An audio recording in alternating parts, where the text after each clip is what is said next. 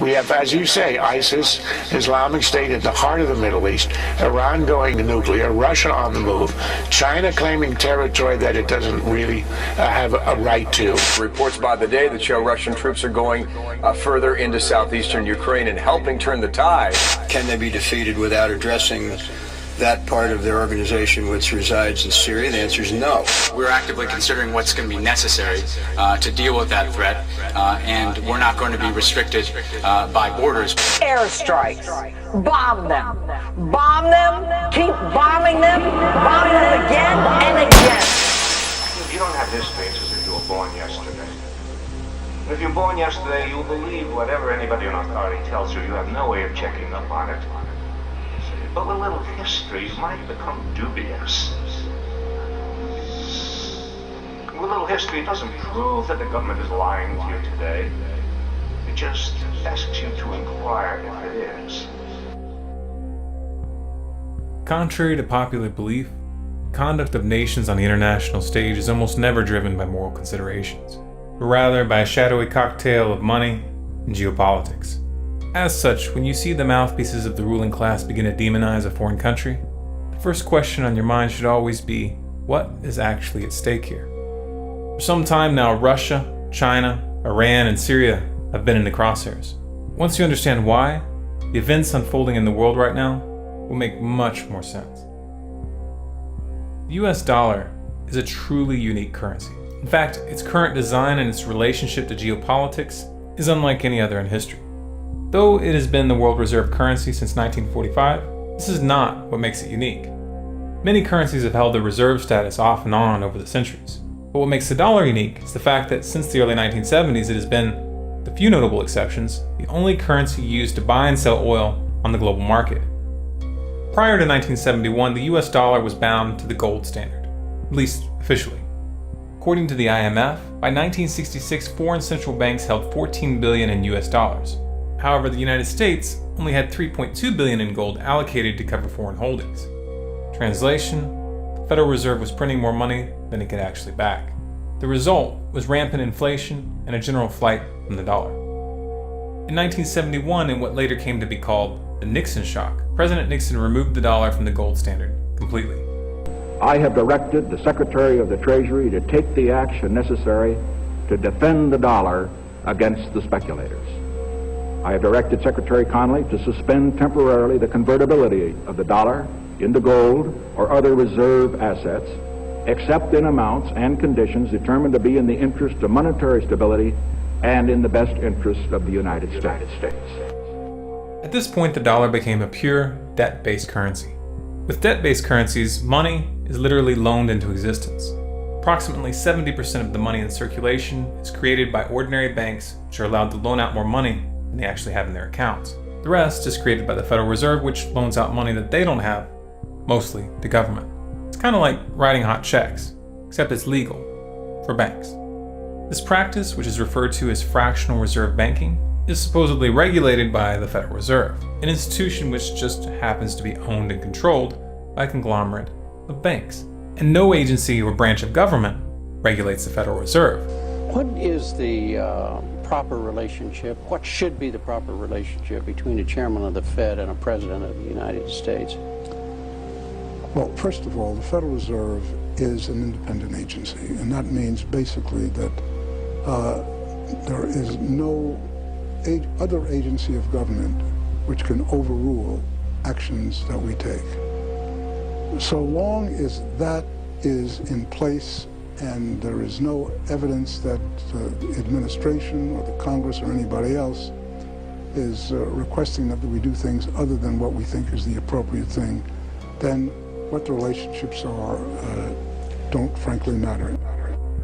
Now, to make things even more interesting, these fractional reserve loans have interest attached, but the money to pay that interest doesn't exist in the system.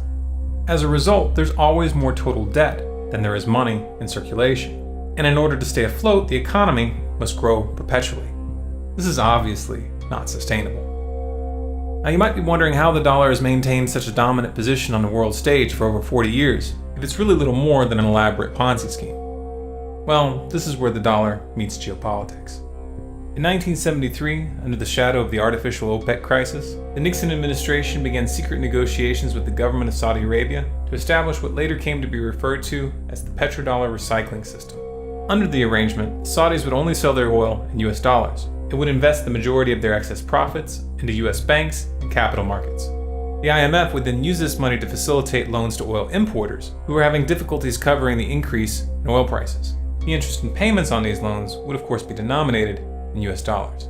This agreement was formalized in the US-Saudi Arabian Joint Commission on Economic Cooperation, put together by Nixon's Secretary of State, Henry Kissinger, in 1974. The system was expanded to include the rest of OPEC by 1975. Though presented as a buffer to the recessionary effects of rising oil prices, this arrangement had a hidden side effect. It removed the traditional restraints on US monetary policy. The Federal Reserve was now free to increase the money supply at will. The ever-increasing demand for oil would prevent a flight from the dollar, while distributing the inflationary consequences across the entire planet. The dollar went from being a gold-backed currency to an oil-backed currency. It also became America's primary export. Did you ever wonder how the US economy has been able to stay afloat while running multi-billion-dollar trade deficits for decades? Did you ever wonder how it is that the US holds such a disproportionate amount of the world's wealth when 70% of the US economy is consumer-based? In the modern era, fossil fuels make the world go round. They have become integrated into every aspect of civilization. Agriculture, transportation, plastics, heating, defense, medicine, and demand just keeps growing. As long as the world needs oil, and as long as oil is only sold in US dollars, there will be a demand for US dollars. And that demand is what gives the dollar its value. For the United States, this is a great deal. Dollars go out, either as paper or digits in a computer system, and real, tangible products and services come in. However, for the rest of the world, it's a very sneaky form of exploitation. Having global trade predominantly in dollars also provides Washington with a powerful financial weapon through sanctions. This is due to the fact that most large-scale dollar transactions are forced to pass through the US. This petrodollar system stood unchallenged until September of 2000, when Saddam Hussein announced his decision to switch Iraq's oil sales off of the dollar to euros. This was a direct attack on the dollar, and easily the most important geopolitical event of the year. But only one article in the Western media even mentioned it. In the same month that Saddam announced he was moving away from the dollar, an organization called the Project for a New American Century, of which Dick Cheney just happened to be a member, released a document entitled Rebuilding America's Defenses, Strategy, Forces, and Resources for a New Century. This document called for massive increases in US military spending and a much more aggressive foreign policy in order to expand US dominance worldwide. However, the document lamented that achieving these goals would take many years, quote, absent some catastrophic and catalyzing event, like a new Pearl Harbor, end quote. 1 year later, they got it. Riding the emotional reaction to 9/11, the Bush administration was able to invade Afghanistan and Iraq and pass the Patriot Act all without any significant resistance. About 10 days after 9/11, I went through the Pentagon and I saw Secretary Rumsfeld and Deputy Secretary Wolfowitz. I went downstairs just to say hello to some of the people on the joint staff who used to work for me, and one of the generals called me and he said, "Sir, you gotta come in and talk to me a second." I said, "Well, you're too busy." He said, No. He says, "We've made the decision, we're going to war with Iraq." This was on or about the 20th of September. I said, "We're going to war with Iraq? Why?" He said, "I don't know." He said, "I guess they don't know what else to do." So I said, "Well, did they find some information connecting Saddam to Al-Qaeda?" He said, No. He says, "There's nothing new that way. They've just made the decision to go to war with Iraq." He said, "I guess it's like we don't know what to do about terrorists, but we've got a good military and we can take down governments." And he said, "I guess if the only tool you have is a hammer, every problem has to look like a nail." So I came back to see him a few weeks later, and by that time we were bombing in Afghanistan. I said, "Are we still going to war with Iraq?" And he said, "Oh, it's worse than that."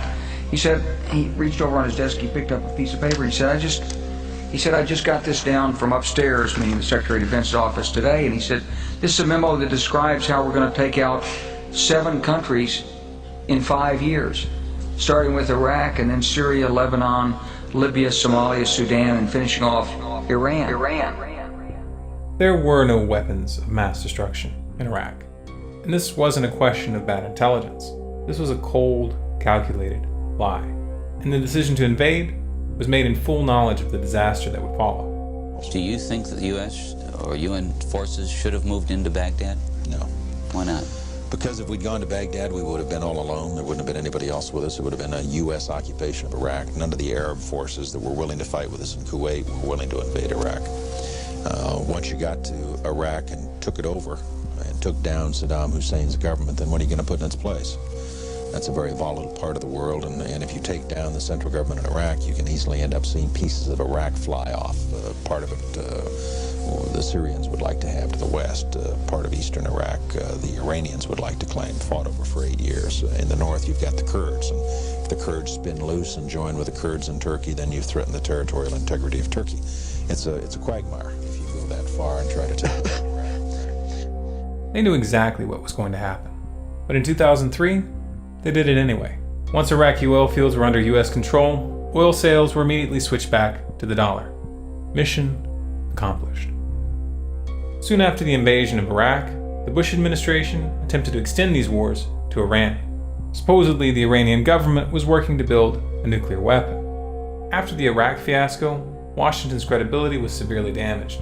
As a result, they were unable to muster international or domestic support for an intervention. Their efforts were further sabotaged by elements within the CIA and Mossad, who came forward to state that Iran had not even made the decision to develop nuclear weapons, much less begin an attempt. However, the demonization campaign against Iran continued, even into the Obama administration. Why? Well, might it have something to do with the fact that since 2004, Iran has been in the process of organizing an independent oil bourse? The Iranians were building their own oil market, and it wasn't going to be tied to the dollar. The first shipments of oil were sold through this market in July of 2011. Unable to get the war that they wanted, the US used the UN to impose sanctions against Iran. The goal of the sanctions was to topple the Iranian regime. While this did inflict damage on the Iranian economy, the measures failed to destabilize the country. This was due in large part to Russia's assistance in bypassing US banking restrictions. In February of 2009, Muammar Gaddafi was named chairman of the African Union. He immediately proposed the formation of a unified state with a single currency.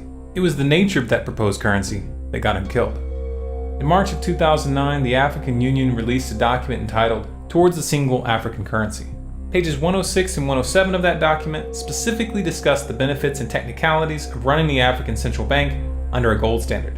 On page 94, it explicitly states that the key to the success of the African Monetary Union would be the, quote, eventual linking of a single African currency to the most monetary of all commodities, gold. In 2011, the CIA moved into Libya and began backing militant groups in their campaign to topple Gaddafi, and the US and NATO pushed through and stretched a UN no-fly zone resolution to tip the balance with airstrikes. The presence of al-Qaeda extremists among these rebel fighters was swept under the rug. Libya, like Iran and Iraq, had committed the unforgivable crime of challenging the US dollar. The NATO intervention in Libya segued into a covert war on Syria. The armories of the Libyan government were looted, and the weapons were shipped via Turkey to Syrian rebels working to topple Assad. It was already clear at this point that a large percentage of these fighters had ties to terrorist organizations. However, the US national security apparatus viewed this as a necessary evil. In fact, the Council on Foreign Relations published an article in 2012 stating that, quote, the influx of jihadis brings discipline, religious fervor, battle experience from Iraq, funding from Sunni sympathizers in the Gulf, and most importantly, deadly results. In short, the FSA needs al-Qaeda now, end quote. In 2013, these same al-Qaeda-linked Syrian rebels launched 2 sarin gas attacks. This was an attempt to frame Assad and muster international support for military intervention. Fortunately, they were exposed by UN and Russian investigators, and the push for airstrikes completely fell apart when Russia stepped in to broker a diplomatic solution. The campaign for regime change in Syria, as in Libya, has been presented in terms of human rights. Obviously, this isn't the real motive. In 2009, Qatar put forth a proposal to run a natural gas pipeline through Syria and Turkey to Europe. Assad, however, rejected this. And in 2011, he forged a pact with Iraq and Iran to build a pipeline eastward, cutting Qatar and Saudi Arabia out of the loop completely. Not surprisingly, Qatar, Saudi Arabia, and Turkey have been the most aggressive regional players in the push to topple the Syrian government. But why would this pipeline dispute put Syria in Washington's crosshairs? 3 reasons. 1. This pipeline arrangement would significantly strengthen Iran's position, allowing them to export to European markets without having to pass through any of Washington's allies. This obviously reduces the US government's leverage. 2. Syria is Iran's closest ally. Its collapse would inherently weaken Iran. And 3. Syria and Iran have a mutual defense agreement. The US intervention in Syria could open the door to open conflict with Iran. In February of 2014, this global chess game heated up in a new venue, Ukraine. The real target, however, was Russia. You see, Russia just happens to be the world's second largest oil exporter. And not only have they been a thorn in Washington's side diplomatically, but they also opened up an energy bourse in 2008 with sales denominated in rubles and gold. Russia has also been in the process of organizing a Eurasian Economic Union, which includes plans to adopt a common currency unit and which is slated to have its own independent energy market. Leading up to the crisis, Ukraine had been presented with a choice: either join the EU under an association agreement or join the Eurasian Union. The EU insisted that this was an either-or proposition. Ukraine couldn't join both. Russia, on the other hand, asserted that joining both posed no issue. President Yanukovych decided to go with Russia. In response, the US national security apparatus did what it does best. It toppled Yanukovych and installed a puppet government. To see the full evidence of Washington's involvement in the coup, watch the Ukraine crisis, which you're not being told. Though this all seemed to be going well at first, the US quickly lost control of the situation. Crimea held a referendum, and the people voted overwhelmingly to secede from Ukraine and reunify with Russia. The transition was orderly and peaceful. No one was killed. Yet the West immediately framed the entire event as an act of Russian aggression. And this became the go-to mantra from that point on. Crimea is important geostrategically because of its position in the Black Sea, which allows for the projection of naval power into the Mediterranean. Now, the US has been pushing for Ukraine's inclusion into NATO for years now. Such a move would place US forces right on Russia's border, and could have potentially resulted in Russia losing their naval base in Crimea. This is why Russia immediately accepted the results of the Crimean referendum and quickly consolidated the territory. Meanwhile, in eastern Ukraine, 2 regions declared independence from Kiev and held referendums of their own, the results of which overwhelmingly favored self-rule. Kiev responded to this with what they referred to as anti-terrorist operations. In practice, this was a massive and indiscriminate shelling campaign which killed thousands of civilians. Apparently, killing civilians didn't qualify as aggression to the West. In fact, the IMF explicitly warned the provisional government that their $17 billion loan package could be in danger if they were not able to put down the uprising in eastern Ukraine. While the war against eastern Ukraine was raging, elections were held and Petro Poroshenko was elected president. Turns out that Poroshenko was exposed by a leaked diplomatic cable released by WikiLeaks in 2008 as having worked as a mole for the US State Department since 2006. They referred to him as our Ukraine insider, and much of the cable referred to information that he was providing. Having a puppet in place, however, hasn't turned out to be enough to give Washington the upper hand in this crisis. What does Washington do when they have no other leverage? They impose sanctions, they demonize, and they saber rattle. This isn't a very good strategy when dealing with Russia. In fact, it's already backfired. Sanctions have merely pushed Russia and China into closer cooperation and have accelerated Russia's de-dollarization agenda. And in spite of the rhetoric, this has not led to Russia being isolated. The US and NATO have put a wedge between themselves and Russia, but not between Russia and the rest of the world. This new anti-dollar axis goes deeper than economics. These countries understand what's at stake here. This is why in the wake of the Ukrainian crisis, China has proposed a new Eurasian Security Pact, which would include Russia and Iran. Consider the implications here as the Obama administration begins bombing in Syria, which also has a mutual defense agreement with Iran. This is not the Cold War 2.0. This is World War 3.0. The masses may not have figured it out yet, but history will remember it that way. Alliances are solidifying and hot wars are underway on multiple fronts. If the provocations and proxy wars continue, it's only a matter of time before the big players confront each other directly, and that is a recipe for disaster. Does all of this sound insane to you? Oh, you're right. The people running the world right now are insane, and the public is sleepwalking into a tragedy. If you want to alter the course that we are on, there's only one way to do it. We have to wake up that public. Even the most powerful weapons of war are neutralized if you reach the mind of the man behind the trigger. How do we wake the masses, you ask? Don't wait for someone else to answer that for you. Get creative. Act like your children's and grandchildren's futures depend on it, because they do. If this message resonates with you, then spread it. If you want to see the big picture, trust me, we've got some very interesting reports coming. Subscribe to StormCloudsGathering on YouTube and follow us on Facebook, Twitter, and Google+. Also be sure to go to our website, scgnews.com, and sign up for email updates. I frankly think that crisis initiation is really tough. And it's very hard for me to see how the United States president can get us to war with Iran. Which leads me to conclude that if, in fact, compromise is not coming, that the traditional way of America gets to war is what would be best for U.S. interests. Some people might think that Mr. Roosevelt wanted to get us into World War II, as David mentioned. You may recall we had to wait for Pearl Harbor. Some people might think Mr. Wilson wanted to get us into World War I. You may recall he had to wait for the Lusitania episode. Some people might think that Mr. Johnson wanted to send troops to Vietnam. You may recall he had to wait for the Gulf of Tonkin episode. We didn't go to war with Spain until the until the Maine exploded. And may I point out that Mr. Lincoln did not feel he could call out the Federal Army until Fort Sumter was attacked, which is why he ordered the commander at Fort Sumter to do exactly that thing which the South Carolinians had said would cause an attack. So if, in fact, the Iranians aren't going to compromise, it would be best if somebody else started the war. One can combine other means of pressure with sanctions. I mentioned that explosion on August 17th. We could step up the pressure. I mean, look, people, Iranian submarines periodically go down. Someday one of them might not come up. Who would know why? We can do a variety of things if we wish to increase the pressure. I'm not advocating that, but I'm just suggesting that this is not a either-or proposition. It's just sanctions has to succeed or other things.